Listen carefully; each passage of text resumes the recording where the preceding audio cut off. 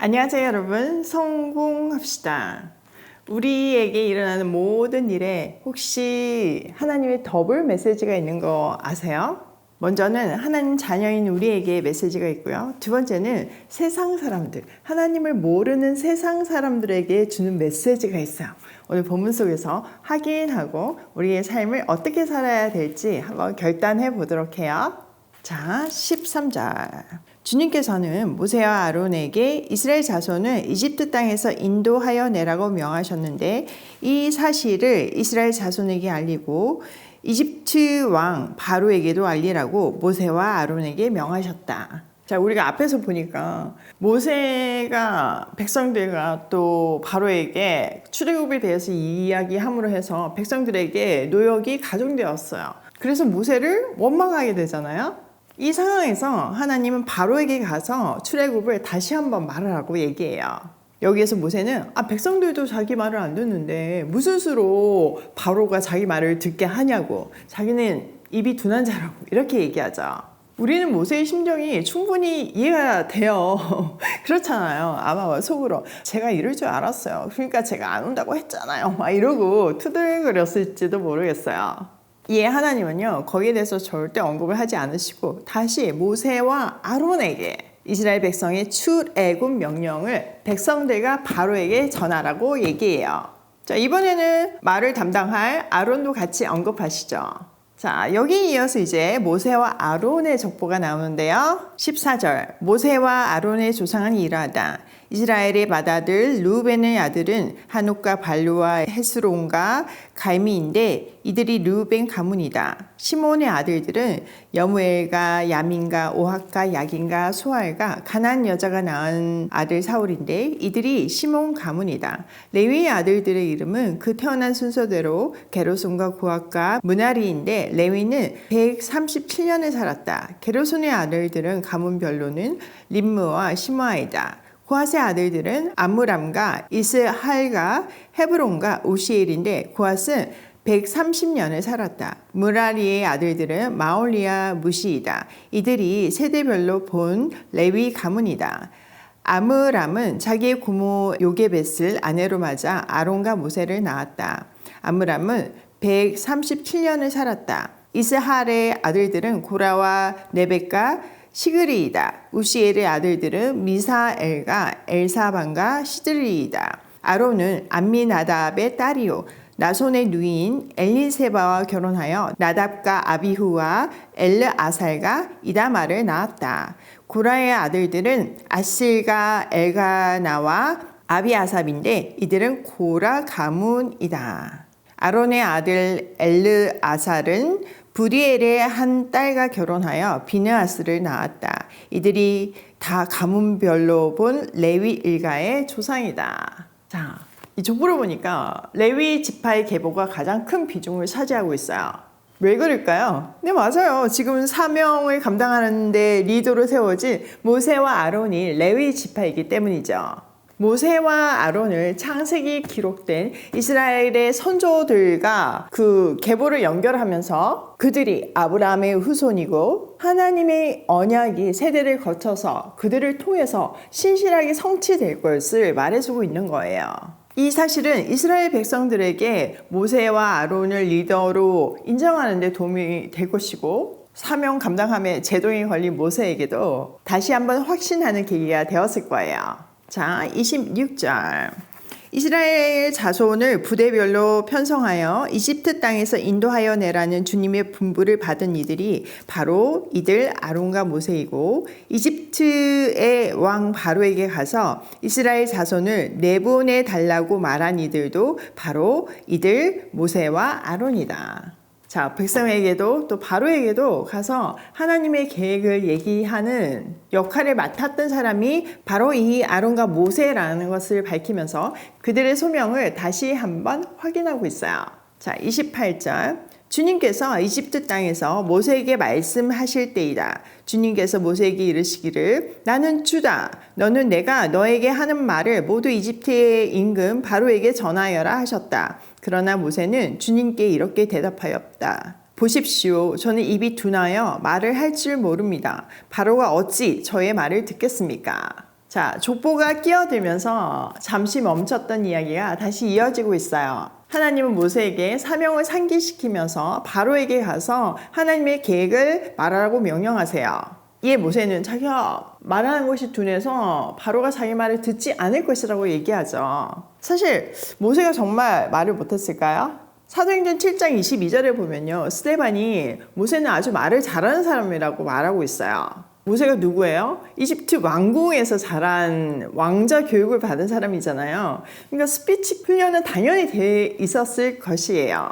말을 당연히 잘하겠죠. 뭐 말 정도가 아니라 웅변 뭐 이런 거, 설득력 이런 거 다 공부했을 거잖아요. 그런데 그 이후에 40년의 세월을 광야에서 푹 썩었어요. 하나님 입장에서는 엄청난 교육을 시킨 거지만요. 그 40년의 광야 생활이라 해봤자 뭐 양치는 거였잖아요. 대중 앞에서 말을 할 기회도 없었고 뭐 논리적으로 누군가를 설득할 이런 기회가 없었을 거예요. 그러니까 자기는 그런 말에는 입이 둔하다, 말을 못한다 이렇게 얘기했던 것 같아요. 또 한편으로는 이집트 말이 좀 어눌해졌을 거잖아요. 40년 동안 안 쓰면 언어라는 게 잊어버리잖아요. 그럼 모든 의미가 함축되어 있는 표현이라고 보시면 돼요. 자, 7장 1절 주님께서 모세에게 말씀하셨다. 보아라, 나는 내가 바로에게 하나님처럼 되게 하고 너의 형 아론이 너의 대언자가 되게 하겠다. 너는 내가 너에게 명한 것을 너의 형 아론에게 말하여 주고 아론은 그것을 바로에게 말하여 이스라엘 자손을 그 땅에서 내보내 달라고 하여라. 하나님 절대 물러서지 않으세요. 아론이 있으니까 가서 해라, 그 얘기를 하시는 거죠. 그러면서 하나님께서 모세에게 네가 바로 앞에서 하나님처럼 되게 할 것이다 이렇게 얘기하면서 바로가 결국에는 모세의 이야기를 듣게 될 것이라는 것을 얘기해줘요. 그리고 아론이 모세의 대언자가 돼서 이 모든 과정을 함께 할 것이라는 것을 말씀하세요. 그러니까 우리 표현으로 하자면 그냥 그만 말하고 가라, 입 다물고 가라, 그 얘기를 하시는 거죠. 자, 3절 그러나 나는 바로가 고집을 부리게 하여 놓고서 이집트 땅에서 표징과 이정을 많이 행하겠다. 바로가 너의 말을 듣지 않을 때 나는 손을 들어 큰 재앙으로 이집트를 치고 나의 군대여 나의 백성이 이스라엘 자손을 이집트 땅에서 인도하여 내겠다. 내가 손을 들어 이집트를 치고 그들 가운데서 이스라엘 자손을 이끌어낼 때에 이집트 사람들은 내가 주님임을 알게 될 것이다. 그렇지만 이 일은 순조롭게 진행되지 않을 것이라는 것을 미리 알려주세요. 바로가 고집을 부려서 듣지 않을 것이래요. 자, 여기서 이 표현대로 보면 마치 하나님이 바로의 마음을 막 딱 잡아가지고 고집을 부리게 하는 것처럼 보이잖아요. 근데 그런 표현이 아니에요. 로마서에 보면 하나님을 인정하지 않는 사람들의 그 죄된 마음을, 상실한 그 마음을 그대로 두신다, 내버려 두신다는 표현을 하잖아요. 바로 그 의미예요. 그의 강팍한 마음을 그냥 내버려 두시는 거예요. 돌이키지 않으시고요.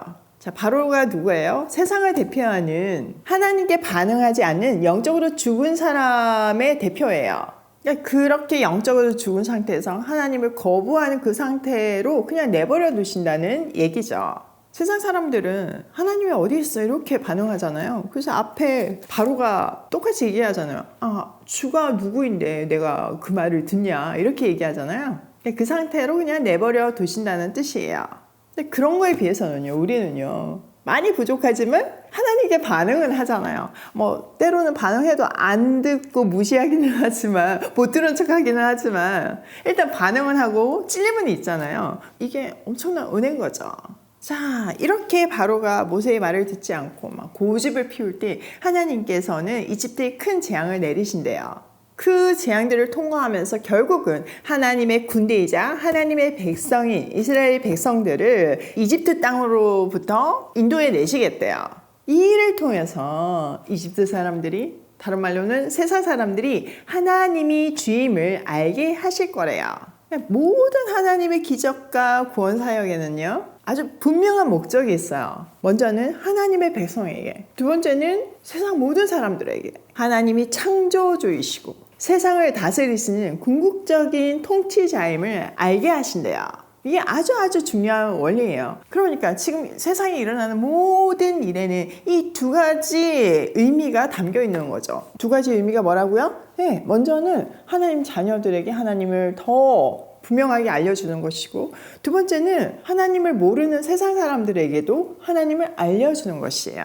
그러니까 우리는 이 세상에서 일어나는 모든 사건 속에서, 내 인생 속에서 일어나는 그 모든 일 가운데서 하나님이 무슨 메시지를 드러내고 싶어 하는지를 헤아릴 줄 알아야 해요. 우리 삶을 통해서 하나님이 드러나심으로 우리도 하나님을 더 깊이 만나지만, 하나님을 모르는 사람에게 하나님을 알게 된다는 사실, 이거 정말 너무 중요한 포인트예요. 제가 자주 인용하는 말이지만요, D.L. 무디가 100명의 사람 중에서 한 사람만 성경을 읽고 나머지 99명은 크리스찬을 읽는다는 말을 했어요. 제가 그 말에 도전을 받아가지고 그때 처음에는 성경 공부 유튜브를 하고 있었거든요. 그러다가 지남쌤 스타일이라는 라이프 스타일 채널을 시작하게 되었어요. 정말 놀랍게 하나님은 제 마음을 받으시고 그 구독자들을 통해서 아동 양육시설의 아이들을 먹이는 놀라운 오병이어 기적을 일으키셨잖아요. 그것을 통해서 우리에게도, 또 하나님 믿지 않는 세상에도 오병이어 기적을 통해서 하나님의 살아계심을 증거하셨어요. 이렇게 우리는요, 세상에 하나님을 알리는 군대이자 하나님의 자녀들이에요.